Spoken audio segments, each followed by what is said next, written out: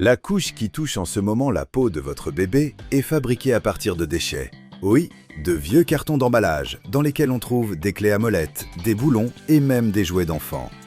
Si vous êtes parent et que vous imaginez la couche comme un produit stérile, fabriqué à partir de matières vierges, c'est justement là que vous vous trompez.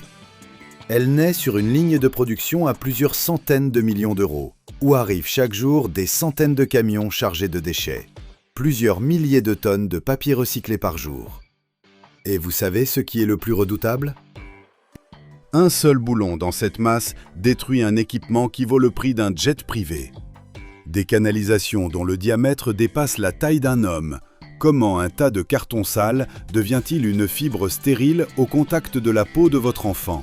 Et pourquoi s'agit-il du contrôle qualité le plus strict au monde ? Je vais vous montrer tout le processus. Jusqu'à la dernière microparticule.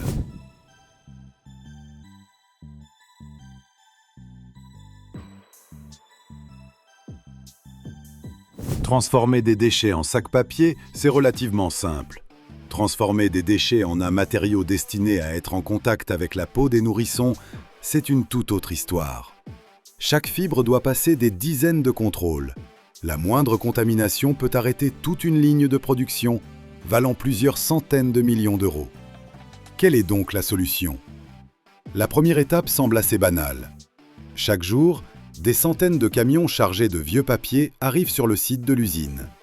Vu d'en haut, cela ressemble à une petite ville faite de montagnes de papier. En 24 heures seulement, plusieurs milliers de tonnes de matières premières recyclées peuvent être réceptionnées ici. Et tout cela paraît également chaotique. Cartons, journaux, brochures publicitaires, emballages d'appareils électroménagers et même de vieux documents d'archives. Quel est donc le secret ? Les différents types de vieux papiers contiennent des fibres de longueur variable. Or, la longueur des fibres détermine la résistance du futur matériau. C'est pourquoi la première opération après le déchargement, c'est le tri.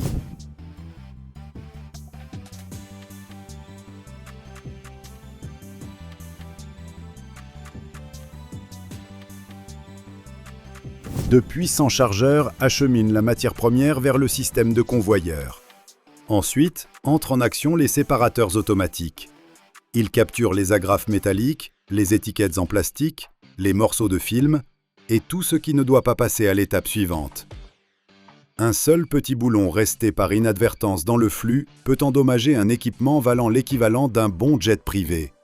C'est pourquoi le contrôle ici frôle la paranoïa. Après nettoyage, le papier arrive dans d'immenses pulpeurs hydrauliques. Pour faire simple, ce sont de gigantesques cuves d'acier remplies d'eau. À l'intérieur tournent de puissants rotors qui déchirent littéralement le papier en fibres individuelles. Quelques minutes suffisent. À la place des cartons et des journaux, j'ai devant moi une pâte grise et épaisse, semblable à une étrange bouillie. Ma tante Mary en préparait une du même genre, paix à son âme si tant est qu'il y en ait une. Je restais penché sur mon assiette, l'air abattu, jusqu'à ce que maman rentre du travail et me ramène à la maison. Dites-moi, qui d'autre a été traumatisé par la nourriture dans son enfance ?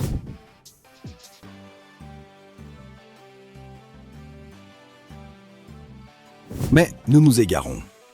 C'est à partir de cette pâte que commence la partie la plus coûteuse du processus. Les fibres doivent être nettoyées avec une telle rigueur qu'il faut éliminer l'encre, la colle, les peintures et les impuretés microscopiques. Pour ce faire, la masse entreprend un véritable voyage à travers tout un labyrinthe de réservoirs, de tuyaux et de machines. De l'extérieur, cela évoque un immense parc aquatique pour papier. Sauf qu'au lieu de l'amusement, c'est une lutte très onéreuse contre la saleté qui s'y déroule. D'abord, le mélange traverse un système de nettoyage grossier. À l'intérieur sont installés des tamis métalliques percés d'orifices de différentes tailles.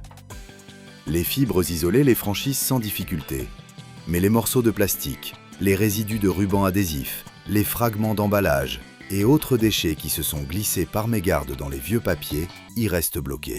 Les employés racontent qu'on y trouve parfois des choses très étranges, des jouets d'enfants aux clés à molette.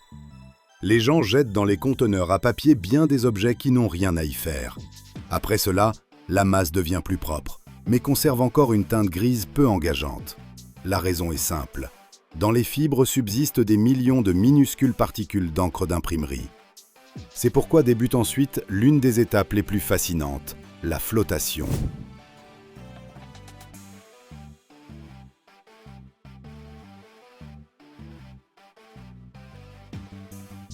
Je me tiens devant d'énormes réservoirs hauts de plusieurs étages.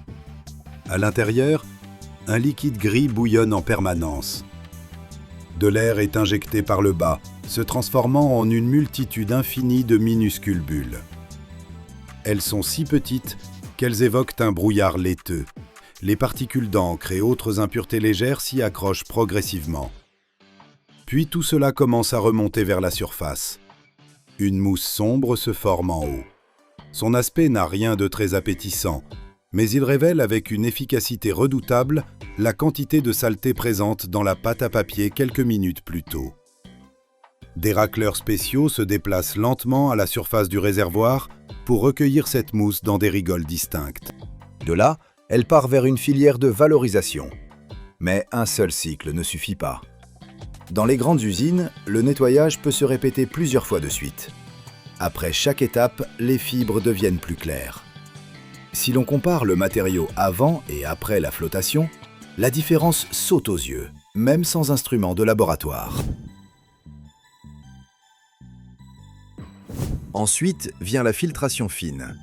C'est là qu'entrent en action des installations capables de retenir des particules de l'ordre de fractions de millimètres.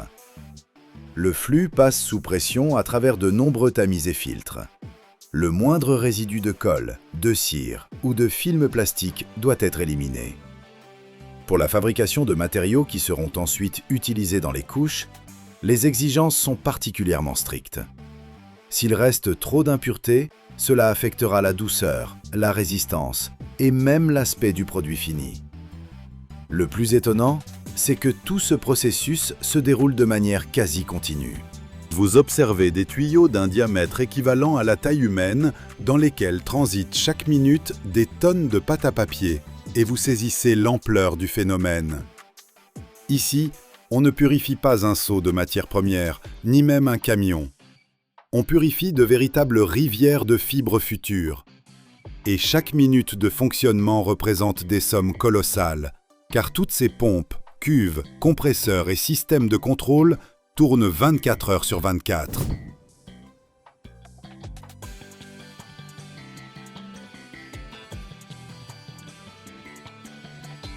Lorsque la pâte quitte le dernier bassin de purification, elle ne ressemble plus du tout à cette bouillie grise que j'avais vue au début. Elle devient nettement plus claire, homogène et bien plus propre. C'est précisément à ce moment-là qu'on commence à comprendre pourquoi le recyclage du papier pour de tels produits est considéré comme l'un des défis les plus complexes du secteur. Transformer un vieux carton en nouveau carton est relativement simple. Le transformer en matériau qui finira par intégrer une couche pour bébé, c'est un tout autre niveau d'exigence. De l'extérieur, tout semble assez paisible. Mais derrière chaque bassin se cachent des années de recherche. Les fabricants de couches ne peuvent se permettre la moindre déviation dans la qualité des fibres. Si le matériau est trop grossier, les consommateurs le remarqueront immédiatement. S'il n'est pas suffisamment résistant, le produit ne passera tout simplement pas les tests.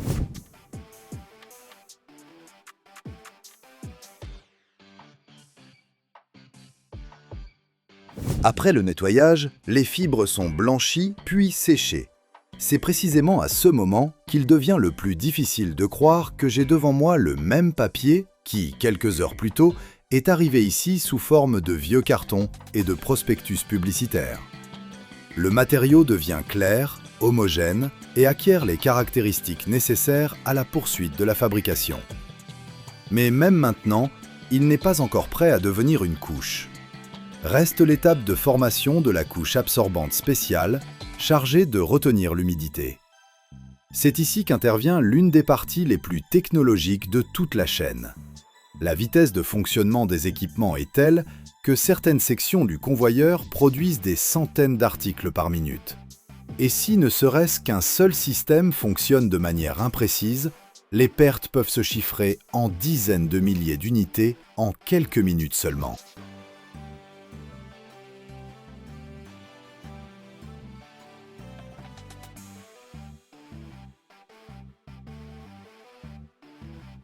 milieu du Pacifique, il y a une île qui flotte. Sauf qu'elle n'est pas en terre, elle est en plastique. 150 millions de tonnes de déchets, une surface grande comme 3 fois la France. Et elle grossit. 10 millions de tonnes de nouveaux plastiques tombent dans l'océan chaque année. De la surface jusqu'à la fosse des Mariannes. Des morceaux de la taille d'un grain de sable et d'autres de la taille d'une valise. Les poissons les avalent. Ensuite, on mange les poissons. On a déjà trouvé des microplastiques dans le sang humain et dans les poumons de nourrissons. Mais il y a des gens qui ont décidé de dévorer cette île, littéralement. Ils ont construit un navire qui avale les déchets de l'océan.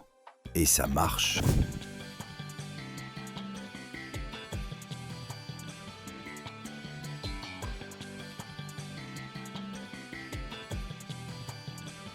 Le problème principal, on ne peut pas aspirer l'océan. Sérieusement. Déployer un filet, il ralentit le navire, attrape du poisson, détruit ce qu'on veut sauver. Il faut une autre approche. Et quelqu'un a trouvé. L'idée est simple jusqu'au génie. Laisser l'océan t'apporter les déchets. Le système ressemble à ça. Une immense barrière en U, de 50 à 100 mètres de long, déployée dans l'eau. Le matériau est souple, élastique. Les poissons passent, le plastique non. Le courant pousse l'eau. L'eau emporte le plastique droit dans le piège. Comme un entonnoir. Les gros morceaux, bouteilles, sacs, filets de pêche, sont capturés en premier. Puis les plus petits. Des cloisons spéciales laissent passer l'eau mais retiennent les solides. Simple et élégant.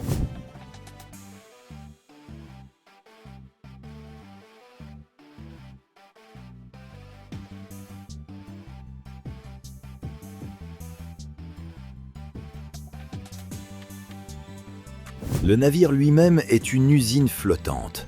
Plusieurs ponts, chacun avec sa fonction. Sur le pont inférieur, le plastique récolté s'accumule. Au-dessus, la ligne de tri où le matériau est séparé et emballé. Et tout en haut, le centre de commande avec caméra et capteur. Les opérateurs voient tout en temps réel. La vitesse ? De 200 à 500 kg de plastique par heure. Faisons le calcul. 300 kg par heure, ça fait 7 tonnes par jour. 210 tonnes par mois. Plus de 2500 tonnes par an. Un seul système. Un seul. Mais il y a un hic. Le navire ne peut pas transporter des milliers de tonnes. Il coulerait. C'est pourquoi le plastique est stocké dans des conteneurs hermétiques à bord. Conteneur plein, on scelle, direction le port le plus proche, déchargement, retour. Et on recommence.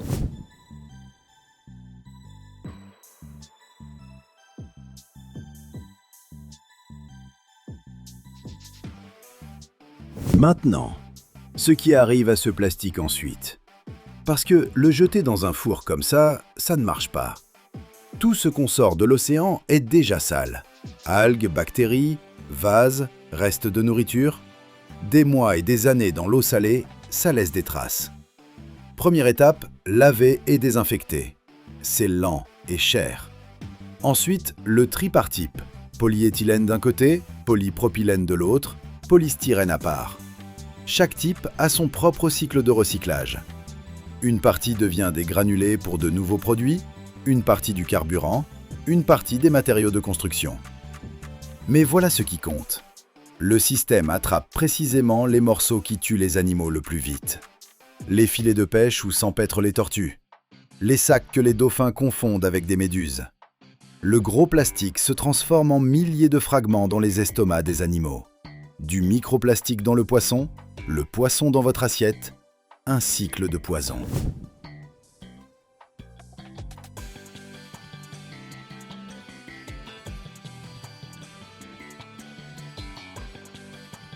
Un seul système ne suffit pas, il en faut des dizaines. La grande plaque de déchets du Pacifique, la Méditerranée, les côtes asiatiques, tous ces endroits appellent à l'aide. Comment ça marche en pratique ? Le système s'installe là où les courants sont forts et réguliers. Il ne court pas après le plastique. Il reste sur place et laisse le courant faire le travail. Économie de carburant et d'énergie. Alimentation par panneaux solaires. Les opérateurs suivent une formation spécialisée. Ils connaissent les courants marins, reconnaissent les types de plastique à vue d'œil. savent travailler en pleine tempête. Quand la tempête est violente, le système peut être désactivé et déplacé. Un autre casse-tête, distinguer le plastique des autres déchets marins. Au fond, il y a des pierres, des branches, des amas d'algues. Les capteurs analysent la densité, la texture, la couleur. L'intelligence artificielle est entraînée à différencier une bouteille en plastique d'un caillou. Et elle le fait mieux que l'œil humain.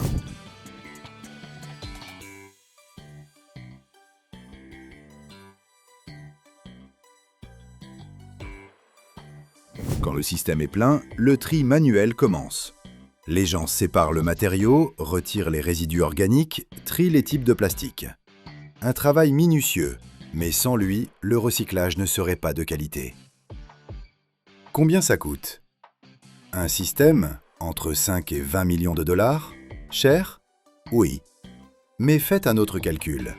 Combien coûte un océan empoisonné, des animaux morts, du microplastique dans le sang de vos enfants? Et d'un coup, 20 millions, ça semble dérisoire. Actuellement, plusieurs de ces systèmes sont en activité dans le monde. Le plus grand est le système 03, développé par l'organisation The Ocean Cleanup. En 2024, il a extrait 11,5 millions de kilogrammes de plastique. 11,5 millions de l'océan!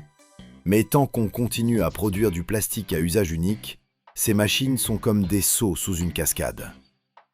La question n'est pas de savoir si la technologie fonctionne. Elle fonctionne. La question est de savoir si elle pourra nous rattraper.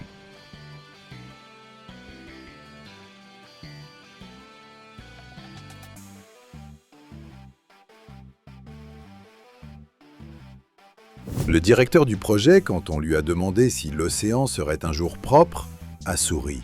« Jamais totalement », a-t-il dit. Mais chaque année, avec chaque nouveau système, un peu plus propre. Et c'est tout l'enjeu. Tu as regardé cette vidéo, donc maintenant tu sais aussi. Abonne-toi si tu veux voir plus d'histoires comme celle-ci. Quand je regarde ce navire avaler des millions de morceaux de plastique, je pense à une seule chose. Pas à la technologie. Au fait que quelqu'un a décidé de ne pas attendre que le problème se règle tout seul, et a simplement commencé à le résoudre. Au milieu de l'océan, par tonnes, chaque jour.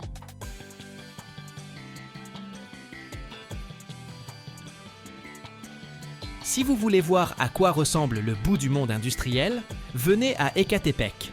Cette banlieue de Mexico ne vous accueillera ni avec des mariachis, ni avec des cocktails sur la plage. Ici, l'air est épais des gaz d'échappement de vieilles coccinelles Volkswagen, et les montagnes alentours sont enveloppées d'un smog grisâtre. Mais c'est précisément ici, au milieu des rues poussiéreuses et du chaos incessant, que se joue ce que les Mexicains appellent leur révolution silencieuse.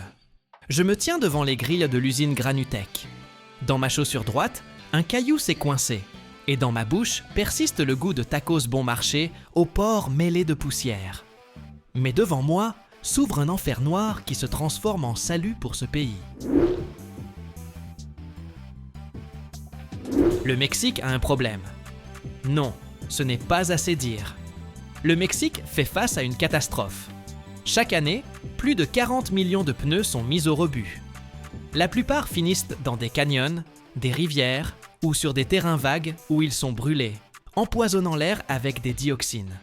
Pour Mexico, ville qui étouffe dans sa propre cuvette, c'est un poison lent. Mais il y a un autre fléau, les routes. À Mexico, elles ne sont pas simplement mauvaises, elles sont vivantes. À cause des séismes incessants, de l'affaissement des sols et des pluies tropicales, l'asphalte se fissure ici plus vite que vous ne pouvez dire « gracias ». Le bitume traditionnel devient cassant sous le soleil brûlant d'altitude et se fait emporter par la première averse. Nous avons décidé de croiser ces deux problèmes pour qu'ils s'annihilent mutuellement, me confie Carlos, ingénieur chez Granutech, essuyant la sueur de son front d'une main maculée de cambouis. Ses yeux brillent de fierté. Et je comprends pourquoi. Nous entrons à l'intérieur. Ici, rien de la stérilité des laboratoires américains. Ici règne une véritable effervescence.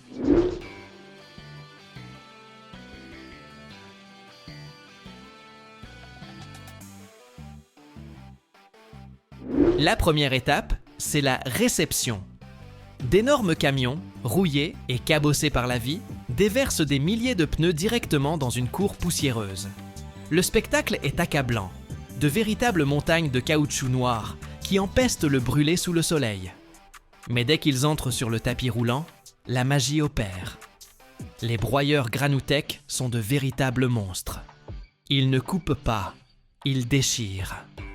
Le bruit évoque une créature de fer géante en train de broyer des os. Les vibrations traversent le sol, remontent dans les jambes et font claquer les dents. Ici, impossible de parler. On communique par gestes. Je vois un pneu de poids lourd se transformer en lambeaux, en quelques secondes à peine. Ici, loin des usines aseptisées d'Europe, on voit chaque goutte de sueur des ouvriers. Ils trient à la main ce que les aimants n'ont pas attrapé. C'est un travail sale, difficile, honnête. La poussière est si dense que la lumière du soleil la transperce en colonnes dorées.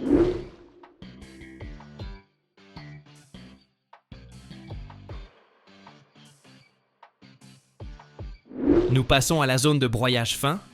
Ici, le caoutchouc traverse une cascade de broyeurs, devenant de plus en plus fin, jusqu'à se transformer en farine de caoutchouc. C'est l'ingrédient secret. Carlos prend une poignée de cette poussière noire et me la tend. Elle est tiède, presque chaude. « Ce n'est pas un déchet !»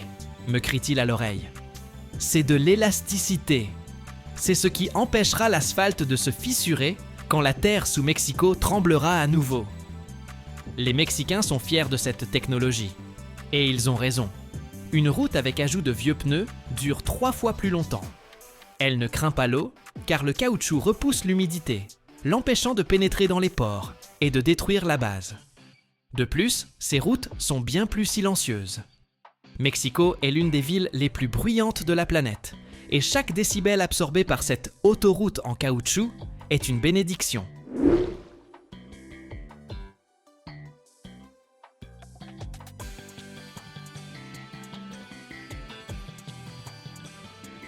Si le broyeur incarne la force brute de l'usine Granutech, l'atelier de modification du bitume en est l'esprit raffiné et dangereux.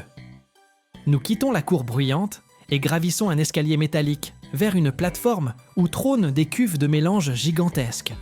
Ici, l'air change de nature. À la place de la poussière sèche de caoutchouc, vos poumons s'emplissent d'un brouillard lourd et huileux. C'est l'odeur du bitume chaud, mêlée à l'arôme douceâtre des polymères en fusion. Au centre de la plateforme se dresse le réacteur, un immense thermos d'acier à l'intérieur duquel se produit une véritable alchimie. La température y est maintenue à 180 degrés Celsius. C'est un seuil critique. En dessous, la réaction ne démarre pas. Au-dessus, le bitume s'oxyde rapidement et perd ses propriétés. Je vois, à travers une vis automatisée, se déverser dans le bitume brûlant, noir comme la nuit, cette même farine noire, des particules de caoutchouc d'1 millimètre maximum.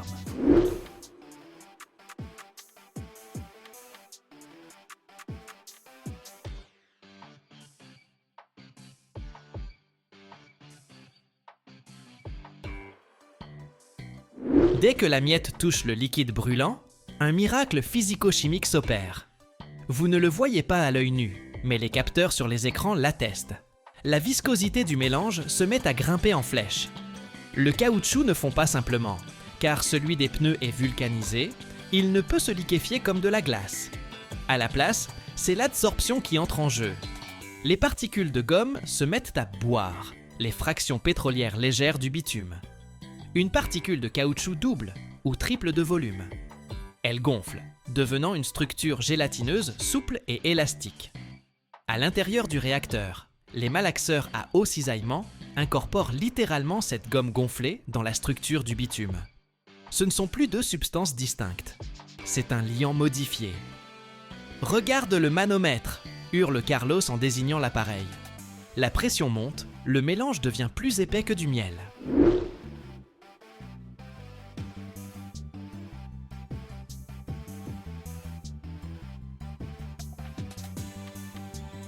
Au niveau moléculaire, se produit une dévulcanisation.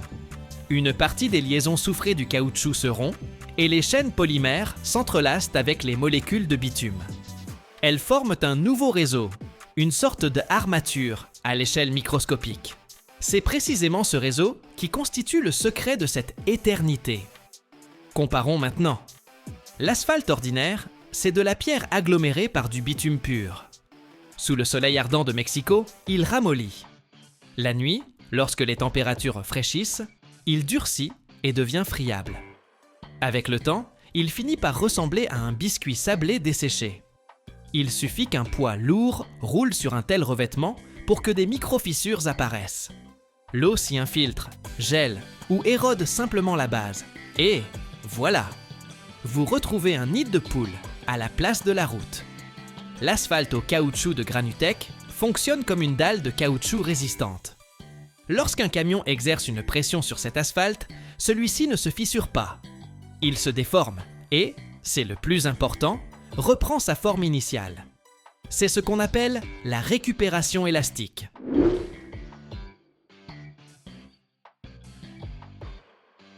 Nous nous approchons du robinet de sortie, où Carlos recueille un peu du mélange final dans un récipient métallique pour le tester. Lorsqu'il refroidit légèrement, il l'étire comme du caoutchouc. Un bitume ordinaire se déchirerait tout simplement, mais celui-ci forme de longs filaments, rebondit et se rétracte à nouveau. Sous nos yeux, en ce moment même, des tonnes de cette masse noire se déversent dans la benne du camion. La température se maintient toujours aux alentours de 160 degrés. Le mélange exhale la puissance et le progrès. Ce camion prendra la route vers la périphérie d'Ecatepec, où demain matin, les Mexicains se rendront au travail par cette nouvelle voie. Une route qui ne craindra ni le soleil du Texas, ni les pluies diluviennes, ni les bus surchargés. C'est là le véritable triomphe de Granutech. Nous avons pris les déchets les plus difficiles. Nous les avons fait traverser l'enfer à 180 degrés, nous avons transformé leur nature chimique et en avons fait le fondement d'une circulation sûre. Ici, sur cette plateforme, au milieu de la vapeur et du fracas métallique, vous comprenez. L'avenir n'a pas nécessairement besoin d'être propre et blanc. Parfois, il est noir, collant et sent le caoutchouc brûlant.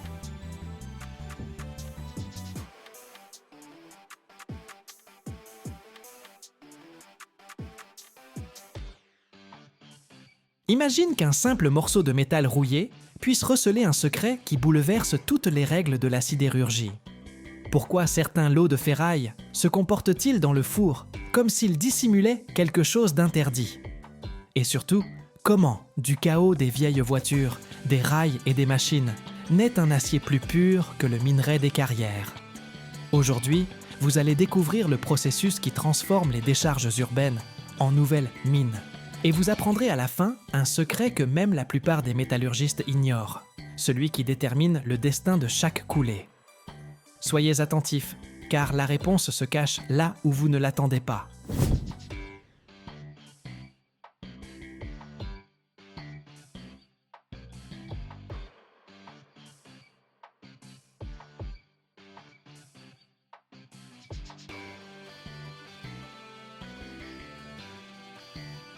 La collecte de ferraille est cette part invisible de l'industrie sidérurgique sans laquelle les fours à arc électrique ne pourraient fonctionner.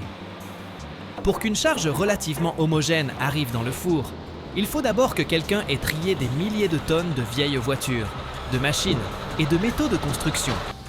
La chaîne commence au point de collecte.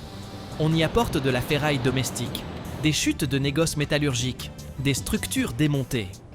À l'entrée, tout est pesé, vérifié par document, puis commence le tri par catégorie. Acier d'un côté, fonte, métaux non ferreux, inox, alliages spéciaux.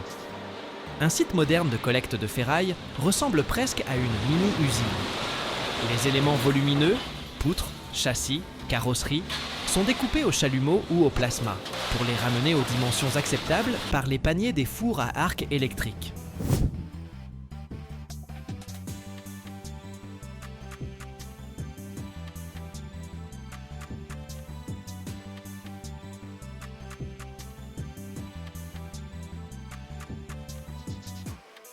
Les voitures sont d'abord désarmées.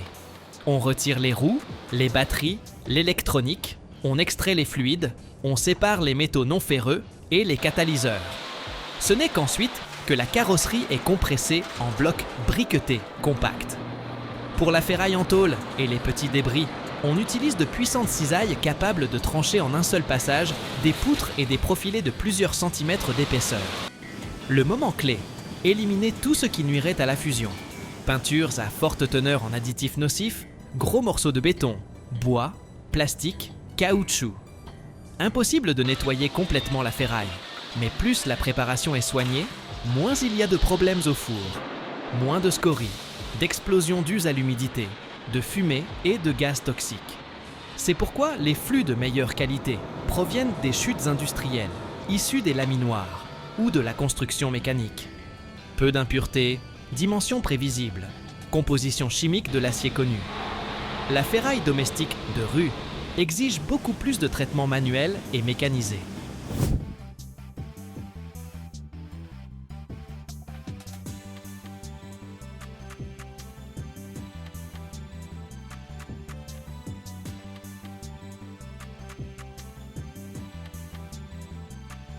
Après le découpage et le nettoyage initial, place aux aimants et aux séparateurs. D'énormes électroaimants fixés au bras des chargeurs collectent les métaux ferreux dans la masse générale de déchets, tandis que des séparateurs à tambour éliminent les fines particules d'acier. Les métaux non ferreux sont traités à part. Ils relèvent d'une autre filière commerciale. La ferraille d'acier est ensuite classée par qualité. Acier bas carbone, haut carbone, allié, inoxydable, etc. Pour les aciéries électriques, il est essentiel qu'aucun morceau d'acier fortement allié ne se glisse par inadvertance dans un lot destiné, par exemple, à la production de simples barres d'armature.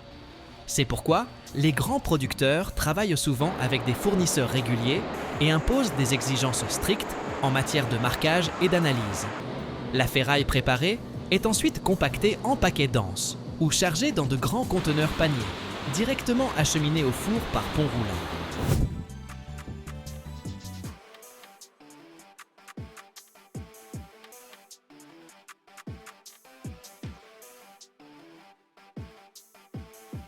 Le compactage ne sert pas seulement à économiser de l'espace lors du transport. Le métal comprimé chauffe mieux et se tasse de façon prévisible lors de la fusion. Les petits éléments comme les copeaux ou les tôles minces peuvent être briquetés ou ajoutés par portions dans le bain déjà en fusion, afin d'éviter une oxydation excessive et des projections. Au bout de la chaîne de collecte de ferraille se trouve un produit clairement classifié. Chaque lot possède une masse, une composition chimique approximative, une granulométrie et un degré de contamination. Ces lots sont répartis entre les aciéries électriques en fonction de l'acier que l'on prévoit d'élaborer.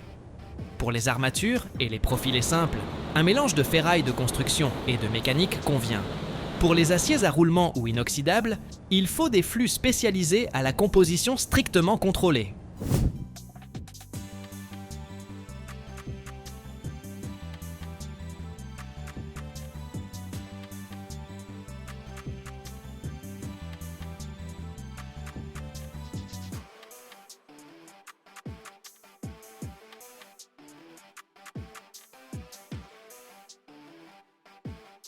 Au final, la collecte de ferraille se transforme en véritable industrie minière, urbaine. Au lieu d'extraire le minerai dans une carrière, nous extrayons le fer d'objets déjà fabriqués. C'est précisément de la qualité de ce travail, du tri dans les cours jusqu'aux presses des grands centres, que dépendent la stabilité de la fusion à l'arc électrique et la capacité de l'industrie sidérurgique à évoluer vers un cycle plus circulaire et économe en ressources. Le cœur du processus sidérurgique moderne, c'est le four à arc électrique.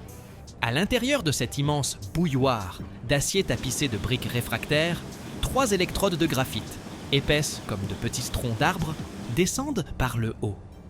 Entre l'extrémité des électrodes et la surface de la ferraille, jaillissent de puissants arcs électriques.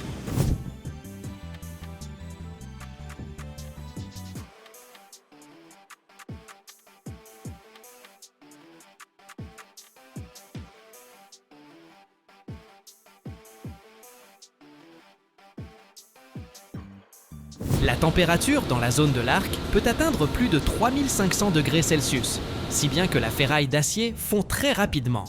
Les morceaux massifs se transforment en métal bouillonnant et en scories, tandis que le four résiste à ce choc thermique grâce au revêtement réfractaire et au système de refroidissement. Le cycle commence par le chargement du four. Dans une poche ou un panier, on rassemble un mélange de différents types de ferraille. Carrosserie de voitures démontées, chute de laminage, rails désaffectés, rebuts métalliques industriels.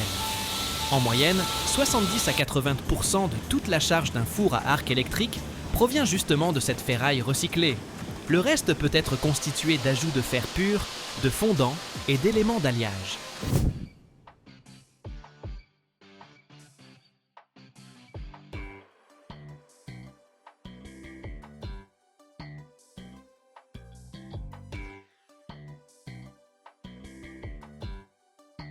Ce rapport rend la filière électrique nettement plus écologique que la filière fonte. Il faut moins de minerais de fer et de coke, les émissions totales de carbone par tonne d'acier sont plus faibles, et un volume considérable de déchets métalliques retourne dans le circuit, au lieu de rouiller dans les décharges. Après le chargement, le couvercle du four s'abaisse, les électrodes traversent les ouvertures et descendent jusqu'au sommet de la charge. Lorsque le courant est envoyé, un arc jaillit entre les extrémités des électrodes et la ferraille, éclatant comme une soudure, mais à une échelle gigantesque. Cet arc fonctionne comme une source de chaleur puissante. L'énergie pénètre directement dans le métal, et non par une flamme de combustible. En quelques minutes, la ferraille d'acier commence à ramollir, puis à fondre et à s'affaisser vers le bas.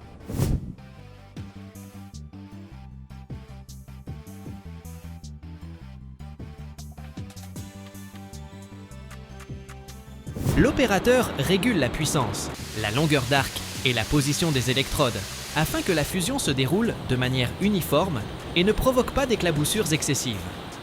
Lorsque la majeure partie de la charge est fondue, commence l'ajustement de la composition chimique. On ajoute au four de la chaux et d'autres fondants. Ils forment un laitier qui extrait du métal le soufre et le phosphore.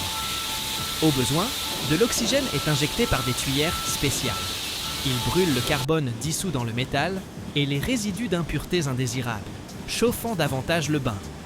Simultanément, par des ouvertures supérieures ou latérales, on introduit des additifs d'alliage, des ferroalliages contenant manganèse, chrome, nickel, vanadium.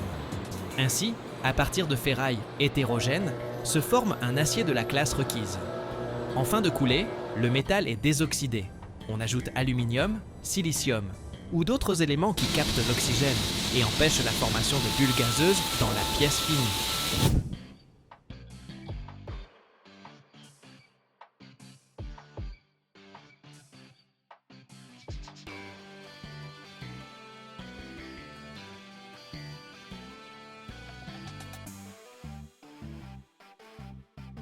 Un four à arc électrique moderne, d'une capacité d'environ 100 tonnes, peut transformer en quelques heures une montagne de vieilles carcasses automobiles en une poche uniforme d'acier liquide.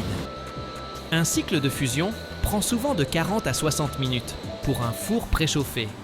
Chargement, fusion, ajustement de la composition, coulée. La productivité de tels équipements est impressionnante. En une journée, un atelier équipé de plusieurs fours peut produire des milliers de tonnes de métal. Par ailleurs, l'aspect énergétique du procédé devient de plus en plus propre. La part d'électricité provenant de sources renouvelables augmente, si bien que l'empreinte carbone par tonne d'acier diminue encore davantage par rapport au schéma classique du haut fourneau. Lorsque l'analyse des échantillons du bain fondu confirme la composition et la température requise, vient le moment de la coulée.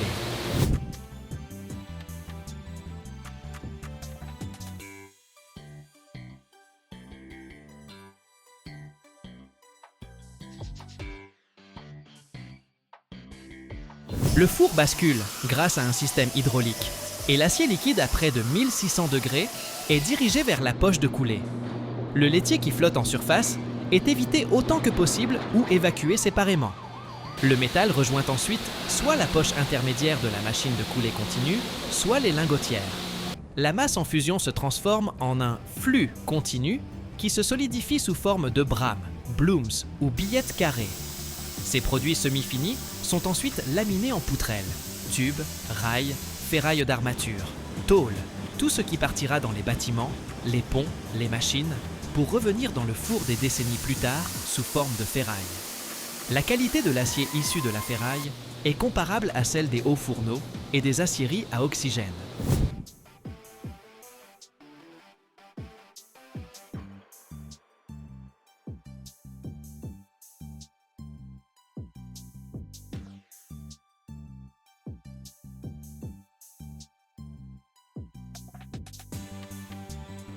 Avec une charge de ferraille bien sélectionnée et des régimes d'affinage appropriés, la teneur en impuretés nocives reste minimale, tandis que la proportion de fer et d'éléments d'alliage atteint 99% ou plus de la composition requise. Pour les structures à haute responsabilité, par exemple l'armature des immeubles de grande hauteur ou les pièces mécaniques, on recourt en complément au traitement sous vide et à la métallurgie secondaire, réduisant encore davantage le taux de gaz et d'inclusion non métallique. La métallurgie à l'arc électrique assure aujourd'hui plus du quart de la production mondiale d'acier et permet de boucler presque entièrement le cycle. Le vieux métal retourne dans le circuit sous forme de nouveaux produits, au lieu de finir sa vie en décharge.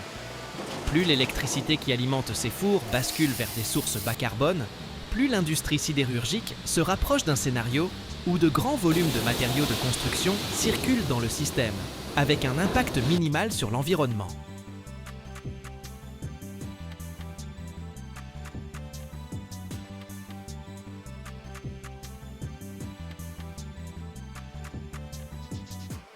Imaginez une machine de 6000 tonnes. C'est comme empiler 5 immeubles sur une seule pelle. Maintenant, imaginez qu'on démonte ce mastodonte vis par vis, à la main, pendant des mois. Une équipe de 30 personnes découpe l'acier au chalumeau, brise les godets à coups de masse, manipule des grues capables de soulever 200 tonnes d'un coup. Et vous savez ce qu'il y a de plus étonnant ? Presque rien ne finit à la casse. Chaque boulon, chaque tube de cuivre, chaque gramme de métal retrouve une seconde vie. Dans cette vidéo, je vous montre comment les plus grandes pelleteuses du monde se transforment en montagnes de matériaux.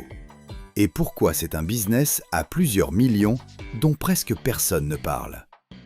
Restez jusqu'au bout, c'est là que ça devient vraiment fascinant.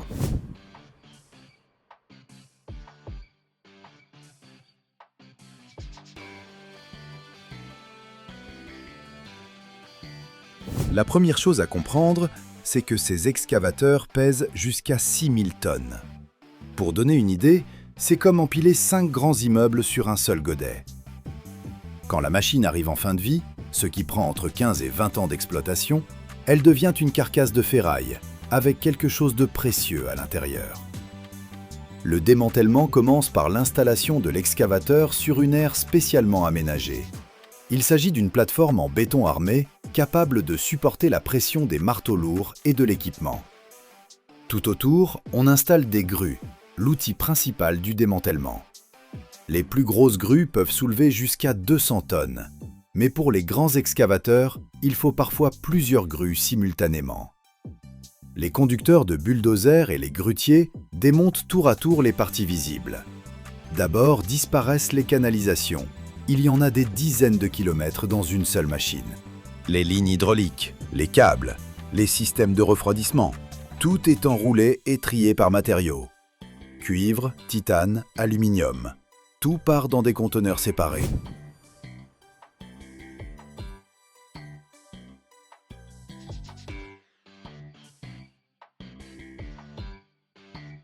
Ensuite vient le moteur.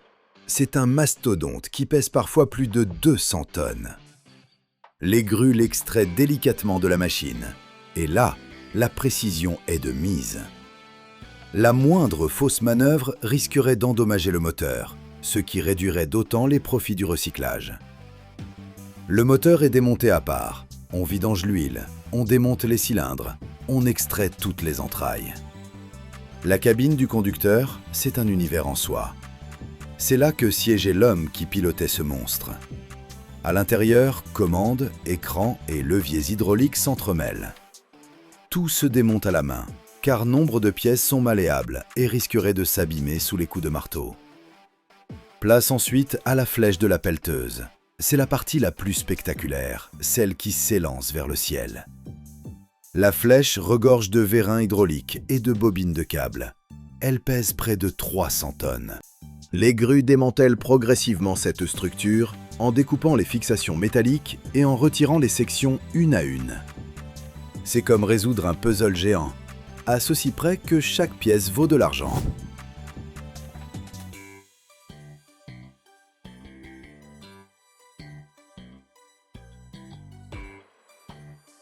Le plus grand trésor, c'est le godet. Un godet d'excavatrice de cette taille peut contenir entre 40 et 60 mètres cubes de matériaux. Sa composition est souvent en acier trempé, la partie la plus précieuse pour le recyclage. Certains godets sont démontés au marteau ferroviaire, qui les brise en morceaux maniables. D'autres sont découpés au chalumeau oxyacétylénique, ces flammes brûlantes qui sectionnent l'acier comme du beurre. Une fois les parties visibles démontées, on s'attaque au châssis et au système de chenilles. La chaîne à chenilles de la machine pèse entre 400 et 500 tonnes, une structure massive composée de centaines de maillons individuels. Les spécialistes la démontent maillon par maillon, séparant axes, galets et plaques métalliques. La dernière étape consiste à démonter le système hydraulique. L'hydraulique, c'est comme le système sanguin de l'excavatrice. Des centaines de mètres de tuyaux, de vannes, de pompes et de réservoirs. Tout le fluide est d'abord vidangé dans des conteneurs pour recyclage. Puis on démonte les tuyaux et réservoirs eux-mêmes. Les conduites en cuivre qui composent ces systèmes sont un matériau coûteux.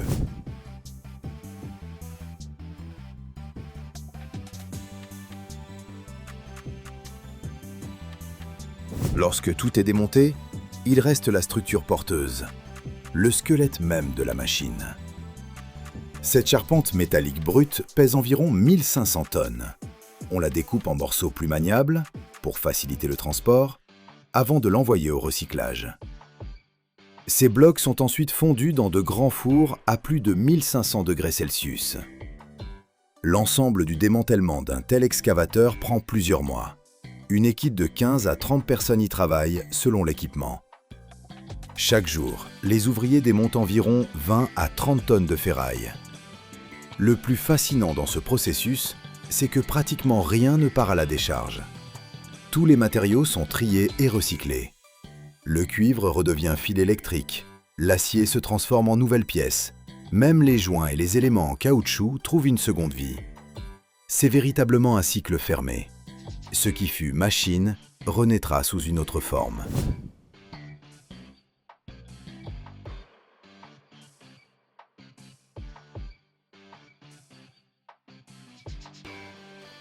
Certaines pièces sont conservées comme pièces de rechange. Les usines achètent volontiers des pièces d'origine pour les excavateurs plus anciens qui fonctionnent encore. Les vérins hydrauliques, les moteurs, même les boulons et écrous individuels ont de la valeur. Ce qui a pris fin pour une machine devient un nouveau départ pour une autre. La première fois que j'ai assisté à un tel démantèlement, j'ai été frappé de voir comment quelque chose d'aussi colossal pouvait être décomposé pièce par pièce.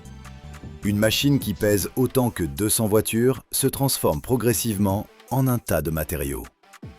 Mais ce n'est pas un tableau triste, c'est du recyclage, de la réutilisation, une nouvelle vie pour du vieux métal. Une grande partie du démantèlement dépend de la qualification et de l'expérience humaine. L'opérateur de grue doit être extrêmement précis, car il vaut mieux préserver une pièce intacte que de perdre du temps ensuite à la réparer. Les soudeurs fabriquent des fixations temporaires pour démonter les composants lourds en toute sécurité. Tous les mouvements sont planifiés et coordonnés.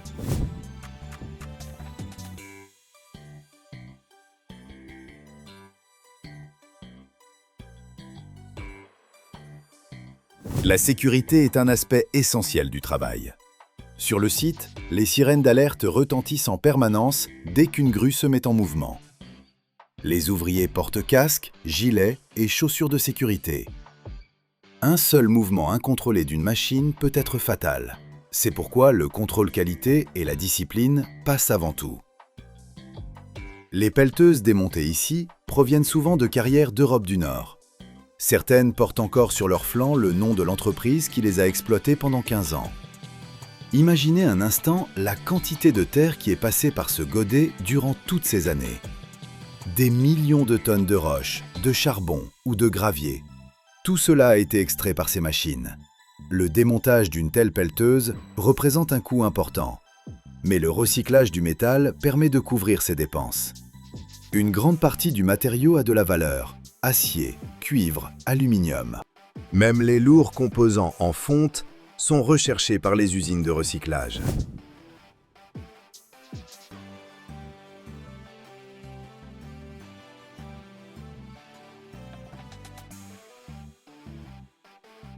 Le dernier jour d'un démantèlement revêt toujours une dimension symbolique. Lorsque les derniers fragments de la vieille excavatrice sont chargés sur les camions en partance pour le recyclage, on comprend qu'une époque vient de s'achever. La machine qui a servi 15 années durant, accomplissant un travail pénible dans des conditions difficiles, va désormais connaître une nouvelle existence. Comme partie intégrante de la structure de bâtiments, de ponts, de machines neuves. Il ne s'agit pas simplement de démanteler de la ferraille. C'est un processus qui permet à l'économie d'être circulaire. Les ressources métalliques de notre planète sont limitées. Aussi, le recyclage des vieilles machines constitue-t-il à la fois une nécessité et une sage gestion. Chaque étape de ce processus est réfléchie. Chaque geste vise à préserver au maximum les ressources.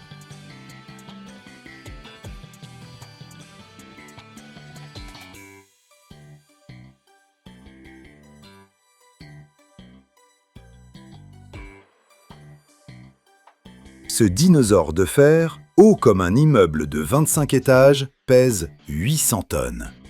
Et en ce moment, on le découpe en morceaux directement dans le port. Une seule entaille au mauvais endroit, et il écrase la moitié des quais avec les hommes. Les cisailles hydrauliques exercent une pression de milliers de tonnes. Les poutres d'acier craquent comme des spaghettis secs dans les mains d'un étudiant affamé. Les chalumeaux à oxygène brûlent à 3000 degrés. Les étincelles jaillissent jusqu'à 12 mètres à la ronde. Et combien vaut réellement toute cette ferraille? Le chiffre en euros va vous stupéfier. Je vous le révèle à la fin. Sauter ne serait-ce qu'une minute. Et vous ne comprendrez pas pourquoi les gens se battent jusqu'au bout pour une seule de ces grues. Installez-vous confortablement. Ça va chauffer. La déconstruction de grandes structures métalliques ne commence pas par la découpe, mais par la paperasse et des calculs d'une extrême précision. Un portique portuaire, c'est une machine d'acier de 80 mètres de haut, pesant près de 800 tonnes. Si vous vous mettez à lui couper une jambe sans réfléchir, il ne s'effondrera pas là où vous le souhaitez, mais écrasera la moitié du port sur son passage. C'est pourquoi les ingénieurs commencent par étudier les plans, qui peuvent avoir 40 ou 50 ans. Ils cherchent le centre de gravité. C'est le chiffre le plus important de notre sujet d'aujourd'hui. Ensuite, on vidange tous les fluides techniques de la grue, huile, hydraulique, restes de carburant. Des centaines de litres de produits chimiques qui ne doivent finir ni dans l'océan, ni dans le sol. Après quoi débute le démantèlement du portique. Et la première étape consiste à retirer les contrepoids. Ce sont d'énormes blocs de béton ou d'acier dont chacun peut peser 20 ou 30 tonnes. On les enlève à l'aide de grues plus petites afin que la structure principale cesse d'être sous tension. Maintenant que la grue est un peu plus légère, entrent en scène les cisailles hydrauliques. C'est vraiment un engin impressionnant, monté sur une pelle de 60 à 70 tonnes. Ces mâchoires exercent une pression de 800 voire 1000 tonnes. Si vous y glissez une poutre d'acier de 15 cm d'épaisseur, elle craque comme des spaghettis secs dans les mains d'un étudiant affamé. Le bruit ressemble à l'explosion d'une petite grenade toute proche, et des vibrations se propagent dans le sol, que vous ressentez dans vos talons à travers vos semelles.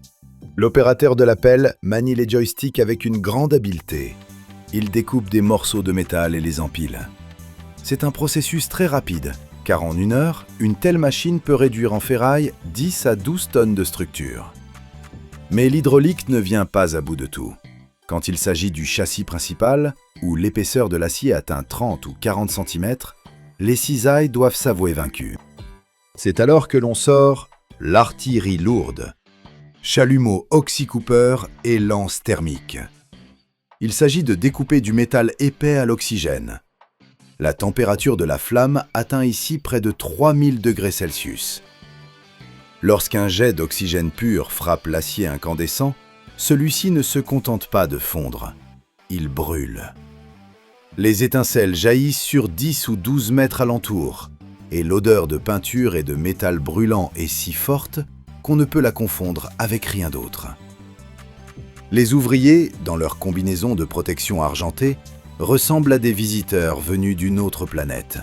Mais leur tâche est on ne peut plus terrestre. Découper les poutres maîtresses. C'est un travail d'une précision inouïe.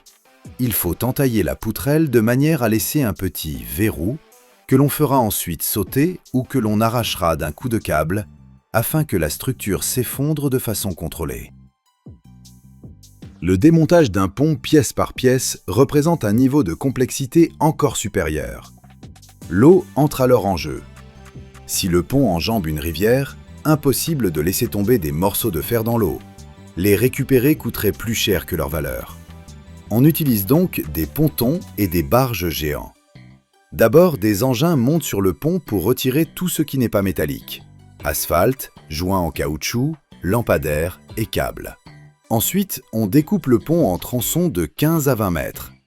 Chaque section est suspendue à de puissantes grues installées sur la rive ou sur d'autres pontons.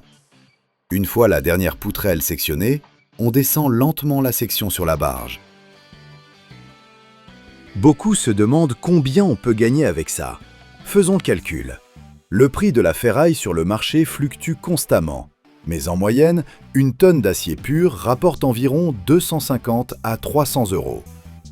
Si notre grue pèse 800 tonnes, elle peut rapporter plus de 200 000 € rien qu'en métal. Mais n'oublions pas les dépenses. La location d'une pelleteuse géante coûte 1 000 € par jour. L'oxygène et le gaz représentent plusieurs milliers d'euros supplémentaires.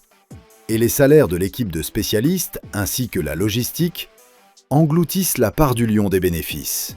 Toutefois, si vous maîtrisez le démantèlement des vieux ponts dans les règles de l'art, cela reste une activité très rentable. L'essentiel, bien trier les métaux. Le tri est une véritable aventure en soi. Sur le site, il y a toujours différents tas. Dans l'un, la ferraille lourde. Ce sont les poutres épaisses et les profilés en U, les plus chers. Dans un autre, la ferraille légère. Les plaques de revêtement, les tuyaux et toutes sortes de petites pièces. Les métaux non ferreux sont stockés à part. Dans les ports, sur les grues, il y a énormément de cuivre. Ce sont les câbles et les bobinages des moteurs électriques. Le cuivre vaut 6 ou 7 fois plus cher que l'acier. C'est pourquoi il fait l'objet d'une véritable chasse. On trouve aussi souvent du laiton dans les roulements et de l'aluminium dans les éléments décoratifs. Des ouvriers munis d'aimants et d'analyseurs de métaux circulent entre les tas de fer, vérifiant chaque morceau. Si vous jetez par inadvertance un morceau de fonte dans un tas d'acier, l'usine ne vous fera pas de cadeau, car cela altère la qualité de la nouvelle coulée. C'est fascinant d'observer comment fonctionne ce géant de la ferraille dans sa phase finale. Une fois toutes les pièces découpées en morceaux d'environ 1,50 m, elles sont chargées dans des camions ou des wagons. Un camion ordinaire peut transporter 24 tonnes de fer. Autrement dit, pour évacuer notre grue portuaire, il faudra plus de 30 rotations. C'est une opération logistique colossale qui s'étend sur plusieurs semaines. Ensuite, ce fer part vers l'aciérie. Là, on le jette dans un four où la température atteint 1600 degrés. Quelques heures plus tard, l'ancien pont devient un liquide incandescent, dont on fera ensuite des barres d'armature pour de nouveaux immeubles ou des pièces pour des machines modernes. À propos, concernant la sécurité, c'est ici la religion numéro 1. Sur le site, vous ne verrez personne sans casque, lunettes et chaussures spéciales, avec des renforts en acier aux embouts. Si même un petit morceau de fer de 10 kg vous tombe sur le pied, sans ces chaussures, vous perdrez vos orteils. De plus, toutes les zones de découpe sont clôturées. car les étincelles du chalumeau Oxy Cooper peuvent facilement percer les vêtements ou provoquer un incendie. Des personnes spécialisées surveillent en permanence que personne ne se trouve sous une poutrelle au moment où elle va être découpée. Ça peut sembler un peu fastidieux sur le papier, mais dans la réalité, cela sauve des vies chaque jour. Merci d'avoir fait ce parcours avec moi. N'hésitez pas à liker si vous souhaitez voir davantage de reportages sur ces grands sites industriels. Abonnez-vous à la chaîne pour ne pas manquer notre prochaine vidéo. Nous nous rendons